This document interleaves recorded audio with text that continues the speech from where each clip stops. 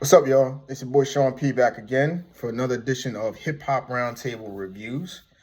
And today I'm about a week late, but I wanted to have some time to kind of process all the events from last week's Grammy Awards. So this is kind of a Grammy Awards sum up, and I want to talk about a couple headlines that came out of last week's Grammy Awards in and kind of the narratives behind uh, what took place last week and hip hop. You know what I mean? And really, what does it all mean in the end? So just to let y'all know, if you haven't known, the Grammy Awards have been very controversial when it comes to hip hop because at one point they didn't respect hip hop at all. They barely acknowledged hip hop artists. They only acknowledged heavily commercialized hip hop artists and heavily commercialized songs that didn't capture the essence and the real message behind hip hop music. They were very Grammy has been very I say biased towards more commercialized pop hip hop as opposed to more street oriented, conscious, lyrical hip hop. You know what I mean?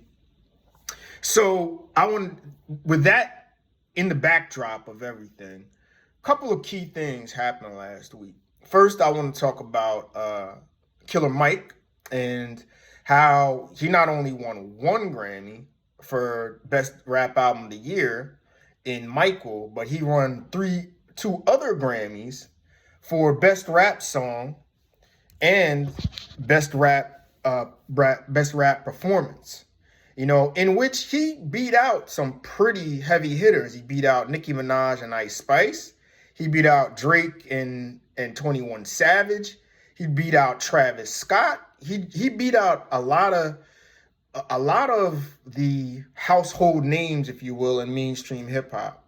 And I consider this a big win for lyrical hip hop, a big win for maybe if you want to call it conscious hip hop, and a big win for more mid-mainstream artists, because the Killer Mike is not a household name.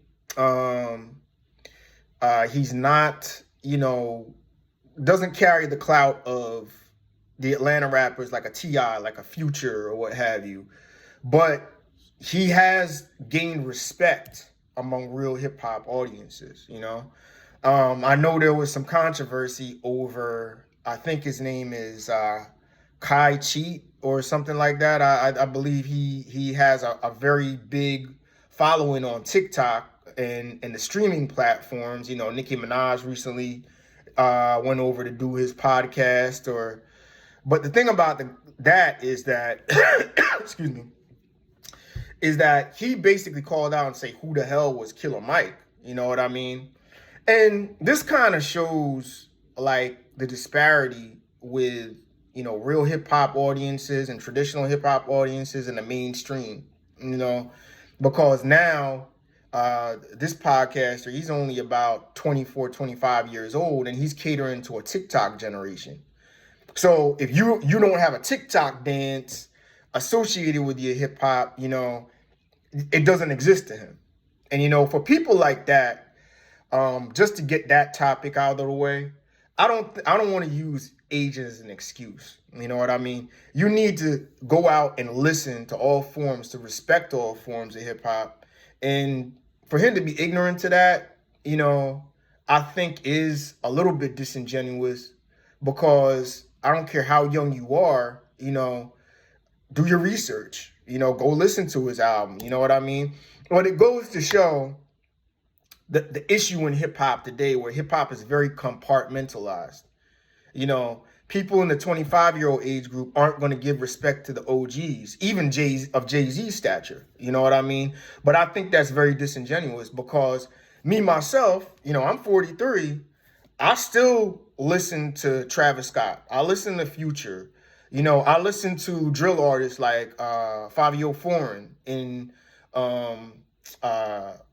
Polo G, and those guys to see, how are these guys carrying the torch forward in hip hop as opposed to the guys I know like the Jay-Z or Nas and all that. Like, so all I'm saying on that is, even young listeners, just do your research, even if you don't like an artist of a Killer Mike stature or what have you. But back to the wins at hand, this was excellent. Like, I think this is an excellent look for Grammy, excellent look for Killer Mike, and a win for real hip hop, a win for traditional, non-mainstream hip hop artists, because for years they have been nominated, Nas included. You know what I mean? Even though Nas did win, Royce the 5'9's another one, and Freddie Gibbs. But I think this is a win overall for hip hop. So hats off to Killer Mike for winning 3 Grammys and beating out a lot of mainstream pop hip hop artists along the way. So the next topic about the Grammys we want to get to is Jay-Z. And Jay-Z had a very, I don't want to say a controversial speech, but a speech that kind of raised eyebrows amongst hip hop listeners. Just to let you know, Jay-Z has 24, won his 25th Grammy after getting a Dr. Dre Grammy Achievement Award, as, a mentor and a pillar in the hip hop community. And after winning that speech, he came up and he said a lot of things. He said a lot of things about and he kind of gave a backhanded compliment to Grammy.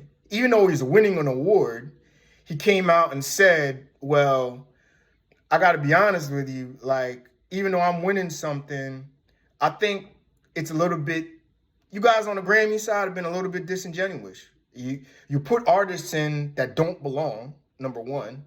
You give maybe records or Grammys to artists that really don't deserve them, but you know them as mainstream pop artists. And he went directly at Grammy with calling out his wife and how they never gave her album of the year, Now, what I'll say about that is that it's debatable as to if Beyonce was deserved. She was up 4 times for album of the year and didn't get not one. And she has the most Grammys ever. I believe she has 32 Grammys. And you said that math doesn't add up. But it's good that he speaks out.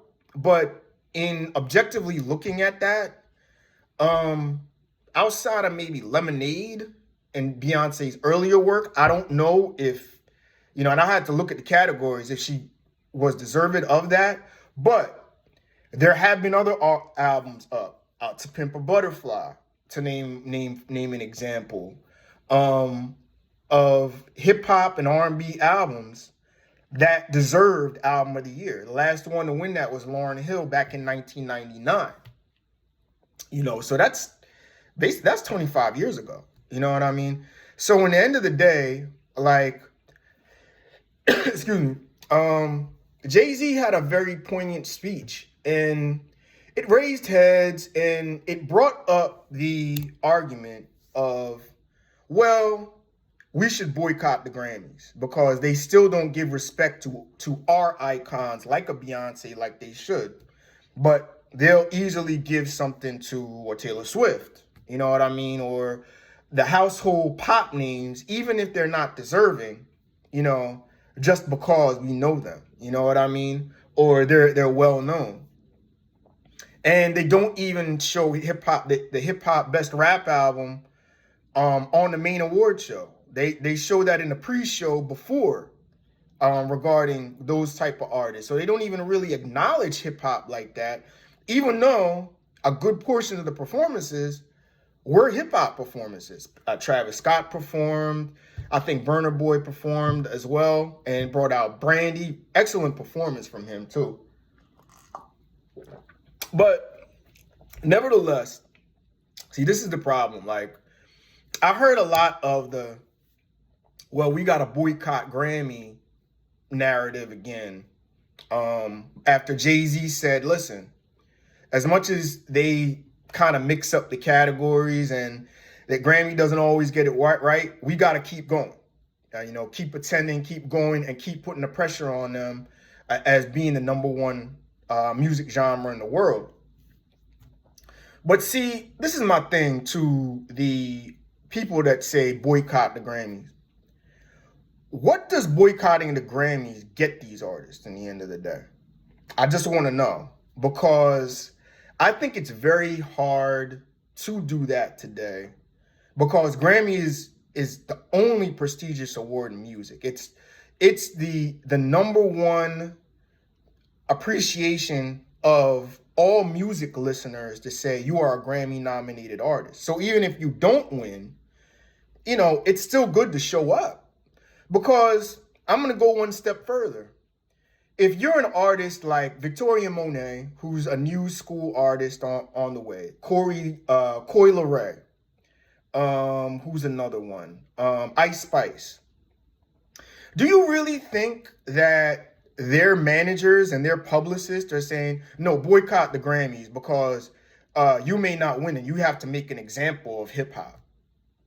What kind of, if their publicity team and their managers are saying that, they're terrible managers.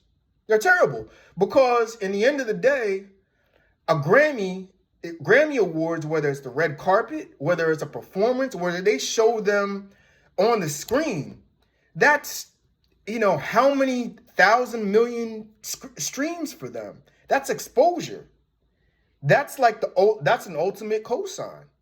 So if you want to say, well, Grammy doesn't respect them, well, guess what? The Grammy Awards just increased their listening audience by tenfold. So that's the argument there. And I'm saying, well, all right, I get it if you want to nitpick. Well, why doesn't Ice Spice care about a Beyonce who may never even work with her, even though Taylor Swift did work with the Ice Spice, but never even acknowledge her? Why does she care about Beyonce not getting album of the year? Why? When she can get a look and increase her audience and exposure to outside audiences through the Grammy Awards. And that's why the thinking you gotta understand, guys, like, just if an artist is just nominated for a Grammy, that's a win. That's a huge win. That's a win almost as if they're doing like maybe 10 or 12 shows on tour, because household names are like, well, we know Drake, we know Kendrick Lamar, we know J. Cole, we know Nicki Minaj, but we see this Ice Spice. Who's that? Let's go listen to her music. And that's how many more people would like her music. So I look at it like, if you're going to go and say boycott the Grammys, what's the win? Where's the win in that? You know what I mean? You could go and bitch and moan, because of late, Grammy doesn't always get it right. But at the same time, they're giving respect to a lot of lesser known artists and a lot of mid-mainstream artists to the point where they are winning like a Killer Mike. So I don't really get that logic of, well, you got to boycott the Grammys. Now, somebody like a Drake or a Kanye West, if they got issues with Grammys, well, yeah, they could boycott the Grammys. Like, Drake hasn't been to the Grammys in however long. But they're the biggest artists in the world.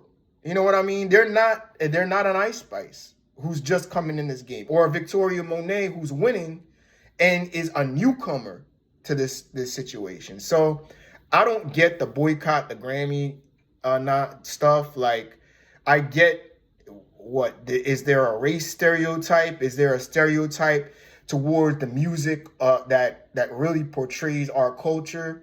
Well, that's another argument for another day. That's got to be an argument for the artists, the mainstream artists that are being portrayed in the mainstream. You got to take that up with labels as to what they're portraying, as to why they're not portraying more conscious rap or conscious hip hop. So I don't really get that narrative. But Jay-Z's speech overall was a weird, different kind of speech, but I kind of get it. I understand what he was saying, and I kind of stand with Jay on that. I think it was a dope speech. It kind of took some different directions and called out some different things behind the scenes, but I get that. You know what I mean? So that's Jay-Z's speech. But overall, to sum it up, hip hop and Grammys had a very turbulent relationship over the years.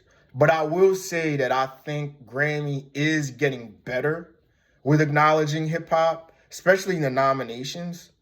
And as far as artists, that album of the year, I get that. You know what I mean? But I think that's coming.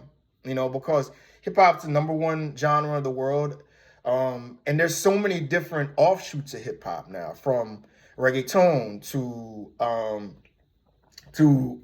Afro beats now, and then you got trap and drill and traditional boom bap. You got so many different avenues, and because it's so abundant, sooner or later it's gonna happen where another artist gets album of the year. But nevertheless, I had no problem really with Jay-Z's speech, and a big win, big for Killer Mike, and a lot of props to him for Michael. So with that being said, enjoy the rest of your afternoon. I'm gonna be back. I gotta do catch up on some music. Definitely gotta talk about this Benny the Butcher that came out. But what do y'all think? How did you like the 2024 Grammys? Was hip hop represented right this year? Or were there some hang-ups or what have you that you don't really agree with? All right. So with that, y'all take care, and I'll catch up with y'all later. All right. Peace.